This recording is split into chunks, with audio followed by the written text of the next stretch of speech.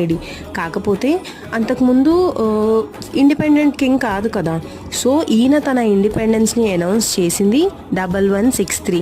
అదే ఇయర్లో మన 1000 పిల్లర్ టెంపుల్ని అంటే 1000 స్తంభాల గుడిని కూడా కట్టించారనమాట. ఇవన్నీ మనకు 1000 పిల్లర్ టెంపుల్ అనే ఇన్స్క్రిప్షన్లో కనిపిస్తుందంట ఈ హిస్టరీ మొత్తం. వన్స్ వరంగల్ ఫోర్ట్ కన్స్ట్రక్షన్ అయిన తర్వాత హనుమకొండగా ఉన్న అప్పటి వరకు ఉన్న క్యాపిటల్ని వరంగల్కి మార్చారనమాట రుద్రదేవుడు.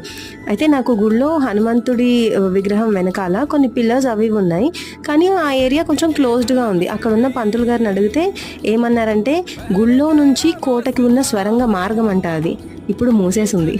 ఎంత థ్రిల్లింగ్గా అనిపించిందో కదా. ఇవండి మన 1000 స్తంభాల గుడి విశేషాలు.